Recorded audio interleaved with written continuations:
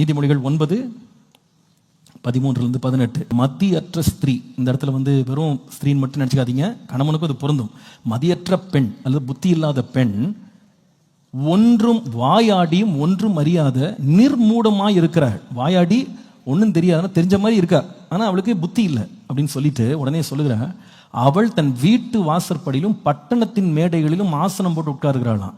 வீட்டுக்குள்ள உட்காரதில்லை, வாசல் படியில பட்டணத்தினுடைய ஆசனங்கள்ல போய் உட்கார்ந்துக்கிட்டு தங்கள் வழிகளை பார்த்து தங்க வேலையை பார்த்துட்டு இருக்கிறவங்களை கூப்பிட்டு, வழிப்போக்கரை கூப்பிட்டு அவள் சொல்லுகிறாளாம், எவன் பேதையோ அவன் இவ்விடத்தில், ஏமாளியெல்லாம் என்கிட்ட வா அப்படின்னு சொல்லி, அடுத்தது மதியினை நோக்கி திருட்டு தண்ணீர் தித்திக்கும், அந்தரங்கத்தில் புசிக்கும் அப்பம் இன்பமா இருக்கும் என்று சொல்லி கூப்பிடுகிறாள்.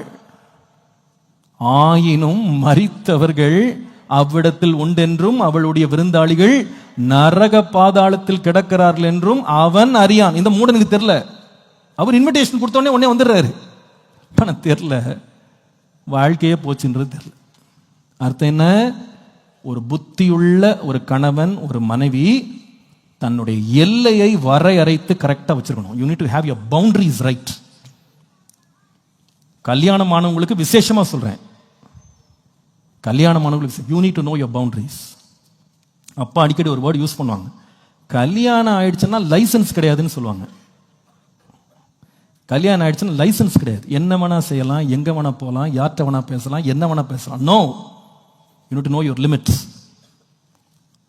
ஆஃபீஸ் போறீங்களா, எதுக்காக போனீங்க? வேலைக்கு தானே போனீங்க, சம்பாதிக்க தானே போனீங்க, அந்த வேலையை மட்டும் பார்த்துட்டு வரணும். வீட்டில் சிரிக்காத புரிச்சா அங்கே போய் சிரிச்சுட்டு உட்காந்துருக்காரு. நீங்கள் இழிச்சிங்கன்னா இழிக்கிறதுக்கு 2 பேர் இருப்பாங்க, மாட்டிக்கிடுவீங்க. அப்புறம் பாஸ்டர் பாவத்தில் விழுந்து விட்டேன், நான் என்ன பண்ண முடியும்?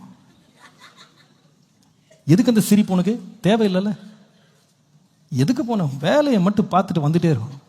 அங்கே ஆண்கள் இருப்பாங்க, பெண்கள் இருப்பாங்க, கண்ட கதையை பேசுவாங்க, தேவையில்லாத காரியங்கள். உனக்கு எதுக்கப்பா அந்த இடம்?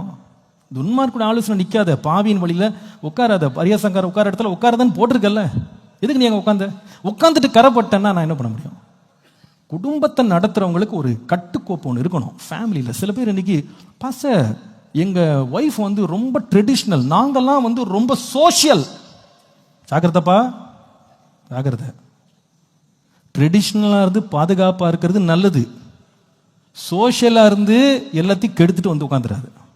இன்னைக்கு சோஷியல் சோஷியல் சோஷியல் எல்லாம் சோஷியல். இப்போ கம்பெனியில் ட்ரிங்கிங் பார்ட்டி, என்னென்ன பார்ட்டியெல்லாம் வச்சுக்கிட்டு அங்கே போய் சுற்றிட்டு வந்துட்டு இங்கேயும் திருவிருந்தில் உட்காராத, குடும்பத்தை நாசமாக்கிடுவீங்க. கேர்ஃபுல்லாக இருக்கணும். மாடர்ன் சொசைட்டி, கான்டெம்பரரி வேர்ல்டில் நாங்கள் இருக்கோம், நாங்கள்லாம் புதுசாக ட்ரெண்டியாக இருக்கோம். மூடத்தனம் இது, மூடத்தனம். வேலைக்கு போறீங்களா, உங்க ட்ரெஸ்ஸிங் கரெக்டாக இருக்கணும். கல்யாணமானவங்களுக்கு சேர்த்து சொல்றேன், your dressing must be perfect. It should not invite unnecessary guests towards you. உங்களை பார்க்குறவங்களுக்கு தவறான எண்ணங்கள் வரக்கூடாது, அந்த மாதிரி ட்ரெஸ் பண்ணணும். ஆண்களுக்கு சொல்றேன், பெண்களுக்கு சொல்றேன். வேலைக்கு போற இடத்துல ஒழுங்கா போங்க, ஒழுக்கமா இருக்கணும். நான் ஒரு குடும்பஸ்தன், நான் ஒரு வீட்டை நடத்துற ஒரு புருஷன், நான் ஒரு குடும்பத்தை நடத்துற மனைவி, ஒழுக்கமா இருந்துட்டு பரிசுத்தமா வாழ்ந்து குடும்பத்தை நடத்தி பிள்ளைகளை பத்திரமா பார்த்து கடைசியில் தேவராஜ்யம் போற வழியை பார்க்கணும். சும்மா சர்ச்சுக்கு ஒரு நாள் வந்தேன், இங்க ஒரு வேஷம், ஆபீஸ்ல ஒரு வேஷம், இங்க ஒரு ஆட்டம், ஆபீஸ்ல ஒரு ஆட்டம்லாம் வச்சுக்கிட்டு இருந்தீங்க, உங்களுக்கு நான் ரொம்ப பரிதாபப்படுறேன். உங்களை யாருமே காப்பாற்ற முடியாது. சில பேர் I have a broad mind pastor, எங்க அப்பா சொல்லுவாங்க, இந்த பிராட் மைண்ட் எல்லாம் ஃப்ராட் மைண்டுன்னு. பிராட் மைண்ட், உனக்கு பிராட் மைண்டா? தேவனுக்கு பயந்து நடக்க பழகு. ரிலேஷன்ஷிப்ஸ்ல you need to know how to handle people. நம்மகிட்ட எத்தனையோ பேர் பேச வருவாங்க, என்ன விஷயம், என்ன வேலை, வேலையை பார்த்துட்டு போயிட்டே இரு. என் பர்சனல் விஷயத்த உனக்கு எதுக்கு நான் சொல்லணும்? நீ எதுக்கு அந்த கேள்வி என்கிட்ட கேட்கணும்? அவசியம் கிடையாது, நான் சொல்ல மாட்டேன். Put a limit. உன்னுடைய ஆஃபீஸில் எதிர்ப்பாளர் சிரிச்சுக்கிட்டு வர்றாங்கன்னு நீ சிரிக்க கூடாது. என்ன விஷயம்? என்கிட்ட கதாடிக்க வேண்டிய அவசியம் என்ன? I got my husband, I got my wife. உங்கள்கிட்ட சிரிச்சு விளையாடுறதுக்கு தேவையே கிடையாது. I have my family, stay away. அந்த லிமிட்டை நீங்க ஃபிக்ஸ் பண்ணனா you are done, you are finished.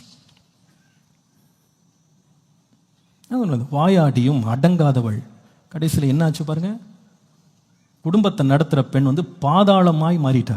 நரக வேதனை அவளோடு சேர்ந்தவர்கள். இன்றைக்கு நம்ம சொசைட்டியில் நிறைய ஸ்டோரிஸ் கேள்விப்படுறோம். விசுவாசிகளும் ரொம்ப எச்சரிப்பாக இருக்கணும். எங்கே வேலைக்கு போனாலும், எங்கே படிக்க போனாலும், நம்ம வேலை என்ன, அந்த வேலையை மட்டும் செஞ்சுட்டு வரணும். கர்த்தர் நம்மை பார்க்கிறார். மனுஷன் முகத்தை பார்க்குறான், தேவன். இன்னைக்கு கல்யாணம் ஆயிடுச்சுன்னு சொல்கிறாங்க. ராத்திரி 12 மணிக்கு ஒரு ஃபீமேல் ஸ்டாஃப் வந்து கால் வருது, 1 hour பேசிகிட்டு இருக்காங்க. என்ன பேச்சு? ஆஃபீஸ்னா ஆஃபீஸோட இருந்துக்கோ. இல்லை அவங்களுக்கு ஃபேமிலியில் ஒரு ப்ராப்ளம். உன்னை யாருப்பா லாயரா வச்சா? லாயரா படிச்சா நீ லாயரா ஜட்ஜா? அவங்க கதை உனக்கு எதுக்கு? அவங்களுக்கு அவங்க குடும்பம்னு ஒன்று இருக்குல்ல, அவங்க அப்பா அம்மா இருக்காங்க, சொந்தக்காரங்க, அவங்க பார்த்துக்கிட்டோம். நீ இப்படி வந்து ஃபயர் இன்ஜின் மாதிரி எப்பவுமே நம்ம ஒரு ரெஸ்கியூ மோட்ல இருக்கக்கூடாது. எல்லாருக்கும் நிறைய பேர் ரெஸ்கியூ பண்ற இவங்களும் ரெஸ்கியூ பண்ற ஆள் போக வேண்டியதாகிடுச்சு. இப்போ அவங்க ரொம்ப பிரச்சனையா, அவங்களுக்கு ரொம்ப பாடம். ராத்திரி 12 மணி 1 மணிக்கு ஃபோன் மறைச்சு ஒழிச்சு வெளியே ஓடுறது, ஃபோனை தூக்கிட்டு. கணவன்மார் மனைவிமார். இப்போ ஆஃபீஸில் ஒரு பையன் ரொம்ப அவசரமா, நீங்கள் தான் எனக்கு ஆறுதலே, நீங்கள் தான், கேர்ஃபுல்லாக இருந்துக்கப்பா, உன்னை பார்த்து நாங்கள்லாம் பரிதாபப்படுற மாதிரி ஆயிடக்கூடாது. ஒழுக்கமாக வாழ வேண்டியது அவசியம். அவங்க தான் ஞானம் உள்ளவர்கள். தங்க அறையை கட்டிக்கிட்டு கேர்ஃபுல்லாக இருக்காங்க. ஒரு ஊழியக்காரனா அடிக்கடி இதை பற்றி நான் சிந்திக்கிறேன், நான் யோசிக்கிறேன். ஏன்னா பல ஆயிரக்கணக்கான குடும்பங்களை கர்த்தர் கருத்தில் கொடுத்துருக்காரு. பல ஆயிரக்கணக்கான வாலிபர்கள் கையில் இருக்கிறாங்க. Stay within the limits. That's thing I teach and I learn by God's grace. கர்த்தருடைய கிருபையினால் அதை பாதுகாத்துக்கொள்ள கர்த்தர் கிருபை கொடுத்துருக்கிறார். அதனால தான் ஊழியம் செய்ய முடியுது. அல்டா you are done, you are finished. என்ன அபிஷேகம் இருக்கலாம், என்ன கிருபை இருக்கலாம், வரங்கள் இருக்கலாம், ஆண்டவரே இந்த கிருபையில் கடைசி வரைக்கும் என்னை காத்துக்கிடுங்க நான் சொல்றது. எல்லா இடங்கள்லையும் எப்பொழுதும் நான் வீட்டில் கூட சொல்லுவேன், நான் கல்யாணங்களில் சொல்லுவேன், ஃபோன்லாம் வந்தால் வீட்டில் வந்தால் ஒன்லி ஆன் ஸ்பீக்கர் மோட். அது யாராக இருந்தாலும் சரி, ஒன்லி ஆன் ஸ்பீக்கர். ஒய்ஃப் கேட்பாங்க, பிள்ளை கேட்பான், எல்லாம் கேட்பாங்க. சில வெளியில் ஏதாவது ஒரு சென்சிட்டிவான இஷ்யூனா பையனை மட்டும் வெளியே போக சொல்லுவோம், மற்றபடி 2 பேர் தான் கேட்போம். நோ, மறைக்குது ஒழிக்கிறதெல்லாம் அந்த பழக்கத்தை விட்டுட்டோம். ஆரம்பத்துலேருந்தே கிடையாது. மனைவி அதே மாதிரி தான். நீங்கள் வாலிப பிள்ளைங்க கூட அப்பா அம்மா இருங்க, ஃபோனை தூக்கிட்டு வெளியே ஓடாதீங்க. எதுக்கு ஓடுறீங்க? என்னைக்கு மறைக்க ஆரம்பிச்சிங்களோ யூஆர் இன் ட்ரபிள். ஒருத்தட்ட வந்து உங்க அப்பா அம்மா முன்னாடி உட்காந்து உங்களுக்கு ஃபோனில் பேசுறதுக்கு தைரியம் இல்லைன்னா யூ ஆர் இன் சின். அதான் என்னுடைய understanding. You are hiding something. Why should you hide? எதுக்கு மறைக்கணும்? நீங்கள் நேரடியாக பேசுங்க, நேரடியாக பாருங்க. அதில் எதுக்கு ஒளிவு, எதுக்கு மறைவு? நம்முடைய மாரல் லைஃப்பை காத்துக்கொள்றதுக்கு ஞானம் வேண்டும். இந்த காரியங்கள் கர்த்தர் நமக்கு ஆலோசனையாக இன்றைக்கு பேசியிருக்கிறாரு. வார்த்தைகள் இன்றைக்கு கொஞ்சம் கடுமையாக இருந்தாலும் தேவையானதுன்னு நினைக்கிறேன். ஆமீன். அதனால் கர்த்தர் வந்து நமக்கு எதையும் செய்ய வல்லவர். ஆனால் அவர் செய்கிற கிரியைகளை தடுத்துடக்கூடாது. தடுக்காமல் நம்மை பாதுகாத்துக்கொள்ள கர்த்தர் நமக்கு கிருபை செய்வாராக.